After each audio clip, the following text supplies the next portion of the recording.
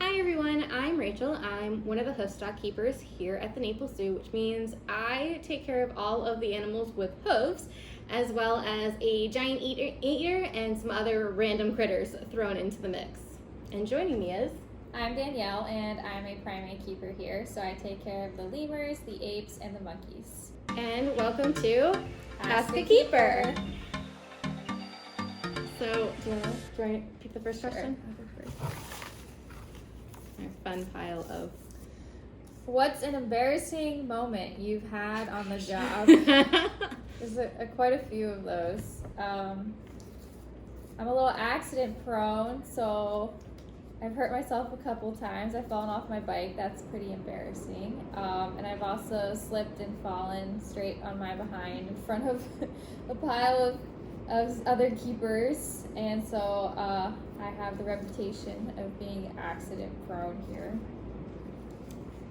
I've got probably two good ones I can think off the top of my head. This one has happened to quite a few of us, but sometimes when we're cleaning zebra yard, we will have a nice big wheelbarrow full of zebra poop. And sometimes you might not grab your wheelbarrow correctly and you dump the entire wheelbarrow on the ground in front of everyone. And all of the things you just sat there picking up, you have to re-pick up. The other one that I can think of, I was hanging up a piece of browse, so like plants for the giraffe, and I was on a step ladder and I stepped off wrong and fell on my butt, and Bruler the giraffe just sat there looking at me because I was sitting on the ground laughing at myself. And then I had to do the keeper talk 5 minutes later after everyone that was at the viewing platform watched me fall on my butt.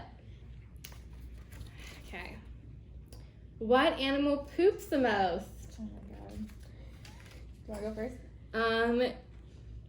As far as volume goes, I told you guys about zebras and the wheelbarrows full of poop. There's only 4 zebras and they poop a lot for 4 animals. We fill up about 2 wheelbarrows every day, compared to when we've got 5 big tall giraffe, we do about 3 wheelbarrows worth, just a comparison of size. So I would say per size, zebra wins. On the primate end, surprisingly, it's the lemurs. They're just small cat-sized animals, and for somehow they just have so much poop coming out of them all the time. And it kind of amazes me sometimes how much poop there is to clean up just from 2 little lemurs. Yeah. I mean, good things come in small packages. They disperse seeds that way, right? That's true. Our lemur poop and monkey poop sometimes grows seeds from the vegetables that they are fed in the commissary. So that's pretty cool to find a tomato plant or a squash plant from time to time that's grown. Why did you choose to work in your current department?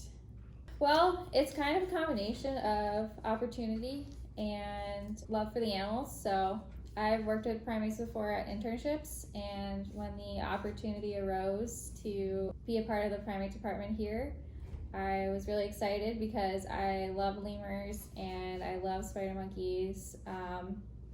So I was really happy to be able to join, and I also really like, since primates have such a high level of intelligence, that it's cool to be able to give them enrichment, to challenge them, and in that same process, it's kind of challenging us as keepers to think of new and creative ways to keep their mind going. So growing up, I thought I was going to be a dolphin trainer, and then I started volunteering at the zoo, and I started working with our giraffes, and I fell in love. And then a position to open up the zoo working hoofstock and shows. So actually I worked 2 departments for about 2 years, and fell in love with animals in both of those departments. But then when we talk about opportunities opening up, a full-time position opened up in hoofstock, and I still was just in love with those giraffe. So I actually switched to full-time hoofstock, where now I get to work with the giraffe, as well as the bongos, which we've gotten since I've been in hoofstock, and I've also fallen in love with all of the hoofed critters. How do you tell the difference between animals that look alike? Well, you gotta look for the little things, the little differences. With our colobus monkeys, that is particularly challenging. We have a father and 2 sons, and they look incredibly alike. Us as keepers, we do not get it right every time who's who, but you just gotta look for little details.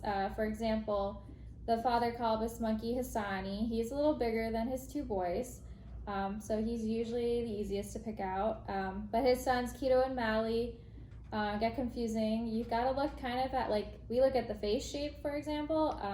I like to think Mally has more of like a square shaped head, and Keto has more of a longer head. So definitely picking out those little tiny details, and just, you see them every day, so you get used to that. And personality is definitely a huge thing. Every animal has a different personality, just like us humans, so you get to know them pretty well, and that's also a really good identifier. I say that especially for our red ruff lemur boys. They all look the same in the face. They just have some different markings on their feet that we use to tell them apart, but their personalities are very different. For example, Pico is very interactive with us keepers. He likes to try to groom our hair and whatnot. Chip is more of the adventurous, rambunctious one. Jalapeno, he's the more relaxed, laid-back one who is not always getting in our face like the other 2 boys are. So those 2 things are big key things for us. Plus side of the animals that I work with, a good bit have spots or stripes, which make things way easier to tell them apart. Zebras and giraffe, their spots and stripes are unique to them, kind of like your fingerprint. So when I was first learning the giraffe, we basically would try to find shapes in their spots, kind of like when you sit there and you look at the clouds and you try to find like a sailboat or something in them. So Timber has the shape of Africa on one of his sides, so I would always use that as a way to tell them apart. Bolo has a spot that I say looks like a bow tie, so he's Bolo with the bow tie. So you kind of find things like fun ways to tell them apart. Ruler's got a clover on him. Now, for some of the animals, like the gazelle, they definitely could be a lot harder to tell them apart. Thankfully, the gazelle have horns, so we can use their horn shapes to tell them apart. Like Clover's, her horns actually kind of go back a little bit more. They're more curved, so we like to say they look like a C shape. So Clover, C shape, and then Avita's are more of a V shape. So the V in Avita with the V shape. So we'll kind of try to make fun ways to remember how to tell them apart. Now for like the cranes, that can be really hard to tell apart. They have banding on them, and those bands help us identify them. So duck, and goose have bands, so they have different ways to tell them apart that way. So we've got a couple different ways, so spots, horns, and then sometimes we'll add things to the animals to give us the advantage, like those bands there. You guys came up with some really fun, interesting questions we were glad we're able to be here and answer all your questions. Thanks for joining us for Ask a Keeper for Zookeeper Week. Thanks, guys. Have a great day.